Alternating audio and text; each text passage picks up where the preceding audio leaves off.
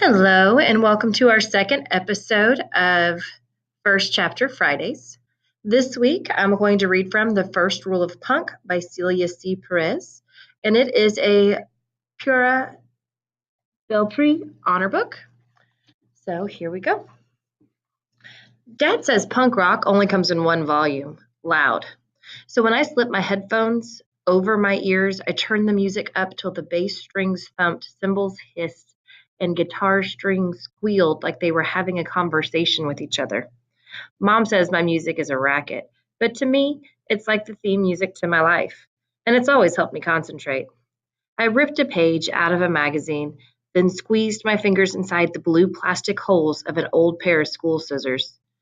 It was a little too close for comfort, but my real scissors, the ones made of steel with a black handle, were packed away, and I had to get this done. It was now or never. I maneuvered the blades carefully around the page. I liked the feeling of the scissors slicing through the glossy paper, especially when I got to the very last snip and freed the exact piece I wanted. The word I cut out stuck to my sweaty fingertips, and I carefully placed it on the floor, where my zine supplies were spread out around me. There were sheets of unlined paper and old magazines Dad had given me, an uncapped purple glue stick, and a folder so fat with clip art that paper spilled out of the opening. The yellow Whitman sampler box that held my colored pencils, stickers, and scraps of paper still smelled of chocolate, but no longer contained a delicious assortment of candy. While hunched over the magazine, looking for more letters to cut out, a pair of leather sandaled feet suddenly appeared. I looked up at Mom, who stood over me in her Ahicho in Mexico t-shirt and knee-length gauzy skirt. Her lips moved, but her words were no match for my music. Finally, she pointed to her ears. Super Mexican strikes again, I said, pulling the headphones down around my neck. Super Mexican is my nickname for Mom. She's always trying to school me on stuff about Mexico and Mexican American people. I think her main goal in life is to make me into her ideal Mexican American señorita. Plus, she likes to wear these embroidered dresses and skirts and wraps called rebezos. I call this her super Mexican uniform. Mom acts like it annoys her, but I think she secretly likes the nickname. Funny, Mom said. You all done packing? I guess. I glanced over at the pile of boxes and bags next to the door. Mom told me to bring everything I needed, but not to overpack, which didn't make any sense. My room wasn't my room without my things. There were only a few belongings I decided to leave behind, and they became the only signs that I'd ever lived here. I felt like someone had taken a giant pink pearl eraser and rubbed me out of the picture. Great, Mom said. Your dad will be here in an hour, so get ready. I am ready. I looked down at my t-shirt and shorts. Mom's eyes moved over my clothes with her super scanning powers, looking for holes, stains, and other unsenorita-like offenses to point out. But before she could comment on anything, she noticed the magazine I was cutting. Malu, that's not my new magazine that just came in the mail, is it? I gave Mom an unapologetic smirk to let her know it was. I'll take that, thank you very much, she said, holding out her hand.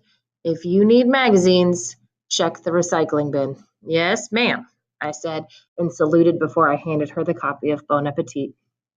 I put my headphones back on and grabbed a blank sheet of paper. I had to get the zine done before Dad came to pick me up. I started making zines earlier this year when I discovered Dad's collection of punk music zines from his high school days. Zines are self-published booklets, kind of like homemade magazines, and they can be about anything, not just punk. There are zines about all kinds of topics like video games and candy and skateboarding. A zine can be a tribute to someone or something you love and nerd out about, or a place to share ideas and opinions. Dad said they're also a good way to write about what you're thinking or feeling, a kind of like a diary that you share with people. Mine are mostly about stuff I find interesting or want to know more about, but ever since Mom told me we were moving, a lot of my zines have become about that. Mom made it seem like this move was no big deal because we would be back when her new job contract expired. But 2 years might as well be forever. 2 years meant all of middle school, and I couldn't even imagine what 2 years away from Dad would feel like. It was a very big deal. So for the next hour, I wrote and cut and pasted a final plea to Mom. I glued the last letter onto a page just as the doorbell rang to signal that my time was up. There is no place like home, home, home. Home is Dad and Marty. Marty the poet, not him. Marty the cute dog, him.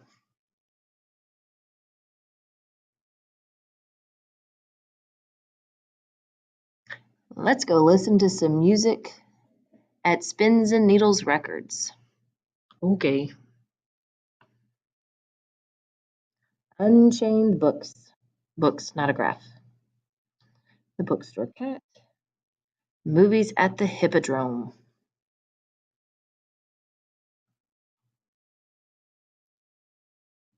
Let's see. Skating, or trying to. Outside the art building on campus. Garlic butter rolls, spinach and tomato pizza, and root beer. Friday night dinner with Dad at Da Vinci's. Spanish moss hanging from trees like ghosts. There's a tree. Afternoon thunderstorms. My favorite reading spot in the library. When the delivery guy throws our bag of bagels onto the porch from his bike. Thud and bagels, bagels everywhere.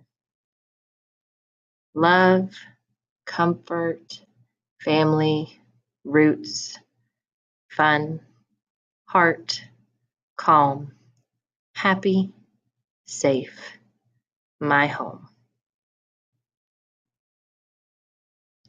And that's the end of this episode of First Chapter Friday. I hope you enjoyed it. If you're interested in reading more of The First Rule of Punk, come see us in the library. We have copies.